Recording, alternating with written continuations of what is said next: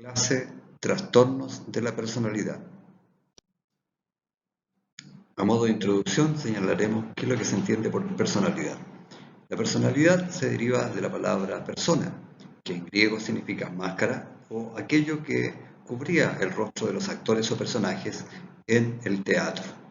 El término personalidad entonces luego se extiende al papel que desempeña el individuo a nivel mundial. Una definición más acabada señala que es un conjunto de formas relativamente consistentes y estables en el tiempo que cada ser humano tiene de relacionarse con la gente y de reaccionar ante situaciones y ante el entorno. Un trastorno de personalidad se define como un patrón maladaptativo de largo plazo a nivel de la percepción, de la regulación emocional, de la ansiedad y el control de los impulsos. Son patrones de experiencia interna y comportamientos que son duraderos y que se desvían claramente de las expectativas que tiene la cultura a la cual pertenece este individuo. Estas impregnan a la totalidad del individuo, son inflexibles, comienzan habitualmente en la adolescencia o bien en la juventud y permanecen estables con el tiempo, y que a largo plazo van a conducir a un malestar o un deterioro.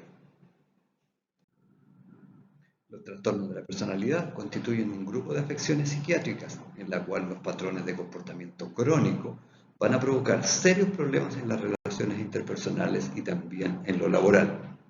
Una persona con trastorno de personalidad es rígida, no se adapta a las situaciones cambiantes de la vida, lo cual va a debilitar su capacidad de relacionarse con los otros. Una persona con trastorno de personalidad generalmente no está consciente de que su comportamiento o de que sus patrones de pensamiento son inapropiados. Muy por el contrario, creen que sus patrones son normales y correctos. Son personas que son muy propensas a tener problemas en sus relaciones sociales, en sus relaciones interpersonales y también en sus relaciones laborales.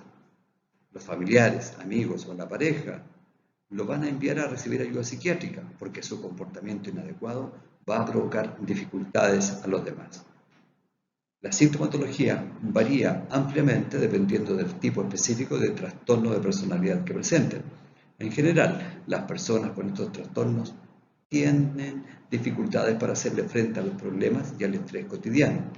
Y estas afecciones varían desde trastorno de personalidad leve a severo.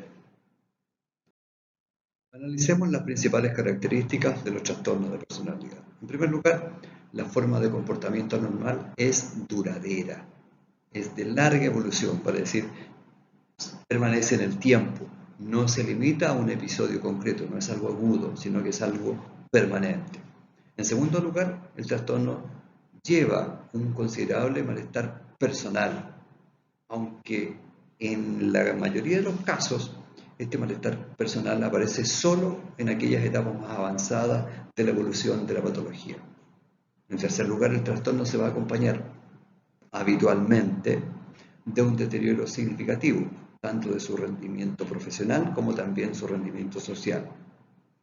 Y en cuarto lugar, cuando una persona con trastorno de la personalidad busca ayuda por sí misma, probablemente a causa de sus frustraciones, tienden a creer que los problemas son causados por otras personas y no por una situación personal. Vale decir, siempre ellos van a plantear que la responsabilidad es externa, es causado por otra persona o bien por una situación que era particularmente difícil. Si analizamos cuál es la causa de un trastorno de personalidad, nos vamos a encontrar que es multifactorial. Existen múltiples factores que podrían influir en el desarrollo de un trastorno de personalidad. Dentro de ellos, algunos son, primero, los antecedentes genéticos. Esta información que está en nuestros genes y que la heredamos de nuestra biología familiar. Otra causa es haber aprendido durante la infancia a enfrentar las emociones y las relaciones interpersonales, pero de una manera problemática. Otra de las causas pueden ser situaciones estresantes en la vida, como por ejemplo problemas económicos, problemas laborales y también familiares. Y otra causalidad son experiencias traumáticas en los primeros años de la vida, como por ejemplo el abuso, la negligencia, el fallecimiento de alguno de los padres, el bullying, entre otras causas. Analizaremos ahora los tipos de trastornos de personalidad.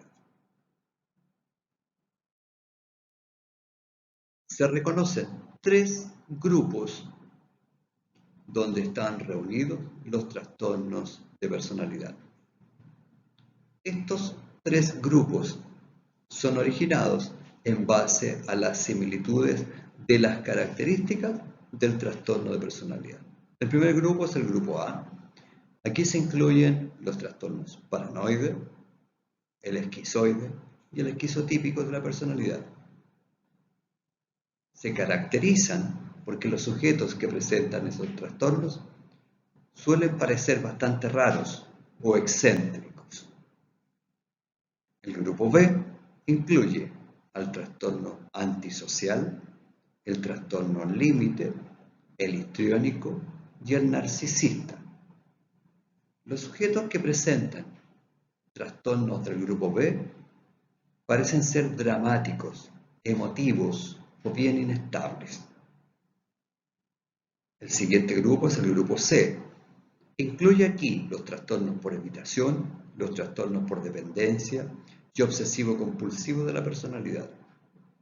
Los sujetos pertenecientes a este grupo suelen parecer bastante ansiosos o temerosos.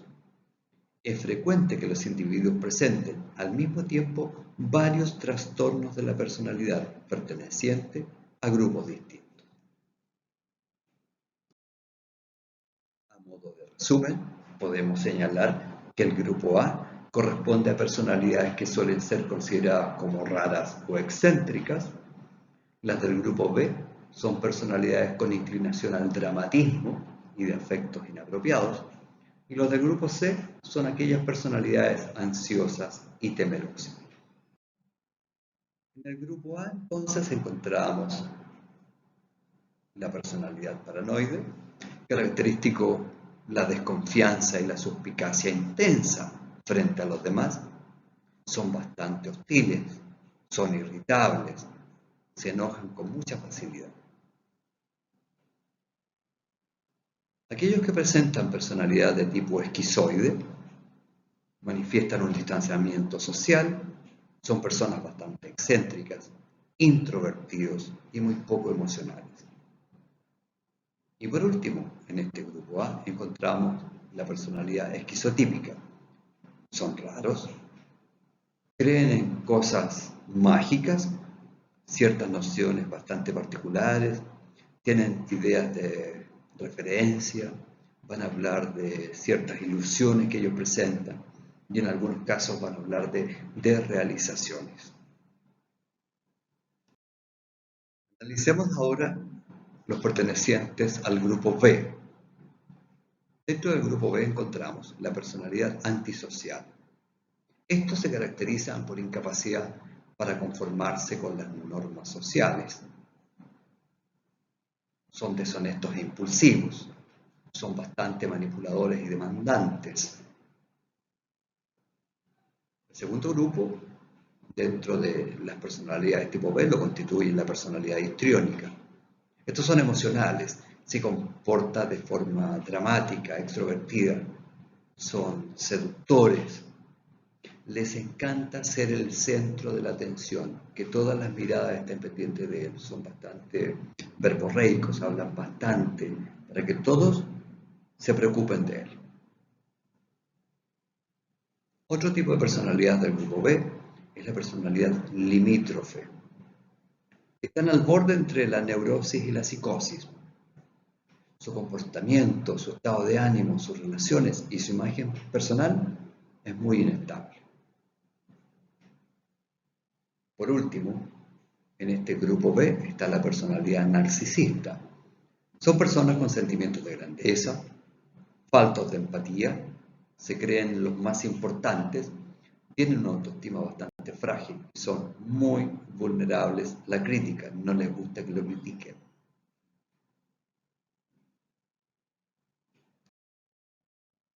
Grupo C, personalidad de tipo evitativo. Presentan sentimientos de rechazo y alejamiento social, son bastante tímidos, no son antisociales, pero necesitan en forma permanente confirmar que son aceptados por otros. Se caracterizan por presentar complejos de inferioridad. El siguiente tipo de personalidad es el de personalidad dependiente. Van a dejar que otros asuman la responsabilidad de los asuntos importantes. No confían en sí mismos. Son bastante pesimistas. Dudan de sus propias capacidades. Dudan mucho de sí mismos. El siguiente tipo de personalidad es la personalidad de tipo obsesivo-compulsivo. Son muy preocupados por el orden, por el perfeccionismo. Son inflexibles. Tienen demasiado control mental. Son muy interpersonales. Son rígidos. Son tercos y también son indecisos. En cuanto al tratamiento de los trastornos de personalidad, este puede ser psicológico a través de psicoterapias y o farmacológico, pudiendo resultar difícil, pues el individuo que presenta el trastorno de personalidad, como lo veíamos en un principio, no va a tener la motivación para cambiar, porque él asume que él no tiene el problema, sino que el problema está en los otros, y por ende el tratamiento pudiese ser bastante largo. En cuanto a lo psicológico y las psicoterapias, encontramos que existe la psicoterapia de hablar y escuchar. Esta se basa en una relación de confianza entre el terapeuta y la persona en tratamiento. Está la teoría psicodinámica o psicoanalítica, que analiza cómo aquellas experiencias que ocurrieron en el pasado podrían afectar a la conducta en el presente.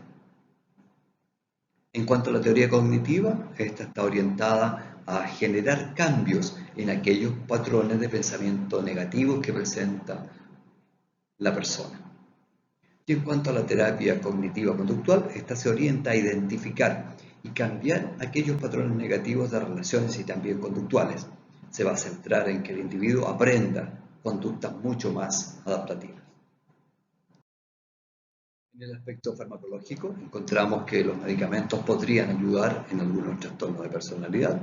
Así, por ejemplo, los antipsicóticos o neurolépticos, que habitualmente se van a dar en dosis bastante bajas, podrían reducir la suspicacia, los delirios, las alucinaciones que aparecen en los trastornos de personalidad de tipo paranoide y también en los esquizotípicos. Fármacos estabilizantes del estado de ánimo, como por ejemplo el litio, la carbamazepina y el ácido valproico, que podrían reducir la impulsividad, la agresividad, particularmente en el trastorno de personalidad antisocial. Y los antidepresivos, que podrían ayudar con aquellas dificultades en cuanto a las emociones y al estado de ánimo que presentan algunos pacientes, como por ejemplo los de trastorno de personalidad antisocial, los limítrofes, los histriónicos o los narcisistas. Algunos de los inhibidores selectivos de la recaptación de serotonina, los ISRS, pueden reducir la impulsividad y la agresividad en aquellos trastornos de personalidad limítrofe y antisocial, y pueden reducir la ansiedad en aquellos de trastornos de personalidad por evitación y por dependencia. Si analizamos ahora cuáles son los diagnósticos y los cuidados de enfermería, encontramos que el primero de ellos es la autoestima. Larga duración de una autoevaluación negativa o sentimientos negativos hacia uno mismo y sus capacidades, que se puede relacionar con el rechazo, con la falta de confianza o con el sentimiento de incapacidad para resolver los problemas.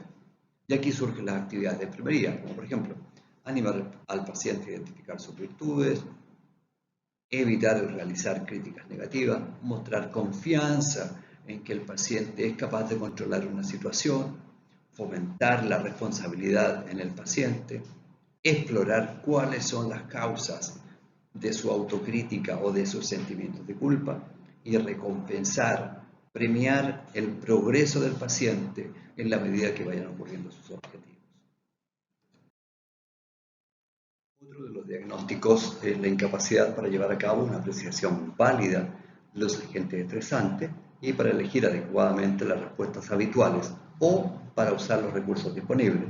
Esto está relacionado con la falta de confianza en su capacidad para poder afrontar una situación, a su grado de incertidumbre o bien la percepción de un nivel inadecuado de control. Y las actividades a realizar son ayudar al paciente a desarrollar una valoración objetiva del acontecimiento,